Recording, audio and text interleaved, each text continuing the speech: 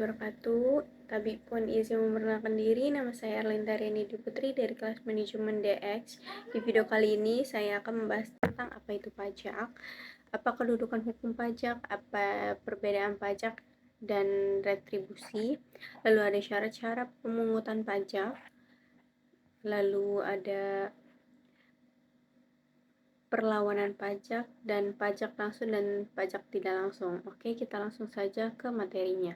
Kalian bertanyakan, apa sih itu pajak? Pajak adalah kontribusi wajib kepada negara yang terutang oleh orang pribadi atau yang bersifat memaksa berdasarkan undang-undang. Apa sih itu fungsi pajak? Fungsi pajak itu dapat digunakan untuk menghambat laju inflasi. Pajak dapat digunakan sebagai alat untuk mendorong kegiatan ekspor seperti pajak ekspor barang. Kedudukan hukum yang dikuat dan diatur dalam sistem perpajakan negara. Sebagai kewajiban warga negara, pembayaran pajak didasarkan pada UU dan peraturan yang berlaku. Nah, pemahaman tentang kedudukan hukum pajak ini untuk memenuhi kewajiban dengan benar.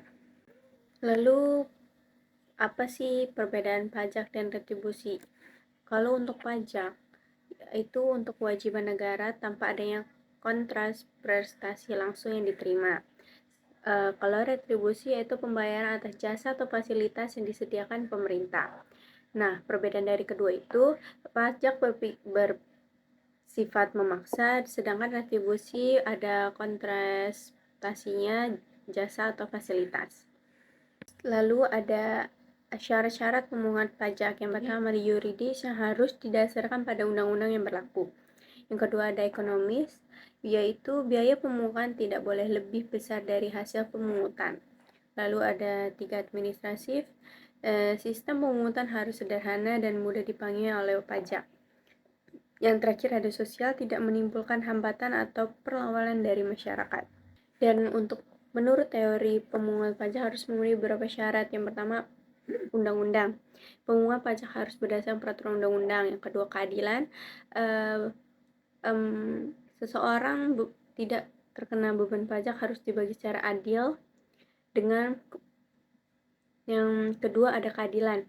Beban pajak harus dibagi secara adil sesuai dengan kemampuan wajib pajak.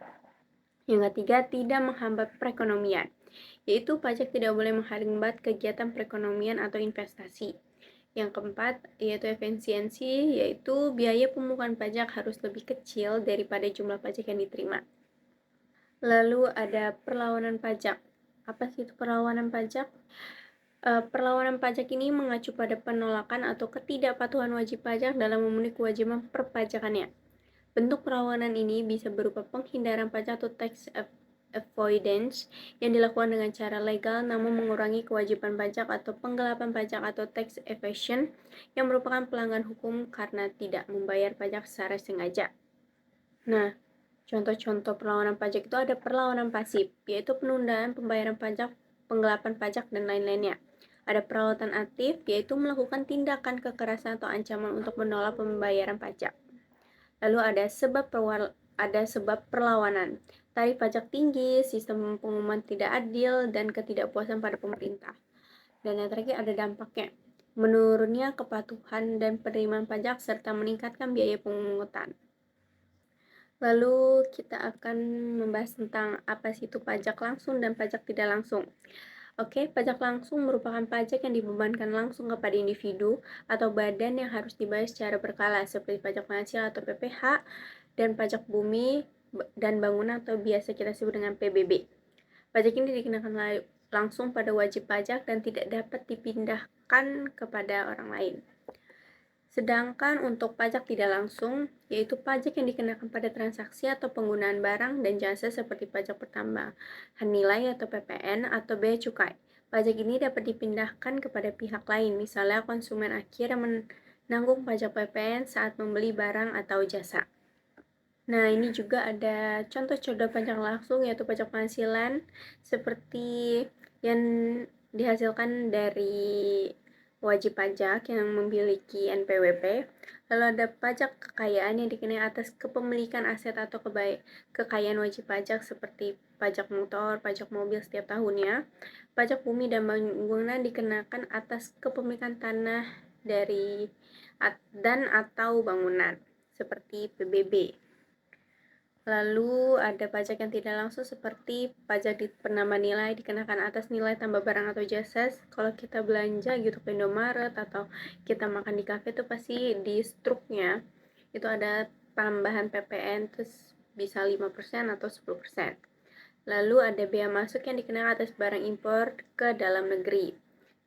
Lalu, cukai dikenakan atas barang yang tentu yang dikonsumsi. Ini bea masuk dan cukai ini biasanya terjadi di bandara-bandara tuh ya, pelabuhan, karena setiap barang yang masuk itu pasti dikenakan pajak bea masuk atau cukai. Jadi kesimpulannya, pemahaman yang baik tentang kedudukan hukum, perbedaan dan jenis-jenis pajak sangat penting bagi wajib pajak untuk memenuhi kewajiban dengan benar. Hal ini akan mendukung sistem perpajakan yang adil dan efektif bagi negara. Oke, sekian presentasi dari saya. Maaf jika ada salah kata. Saya akhiri. Wassalamualaikum warahmatullahi wabarakatuh.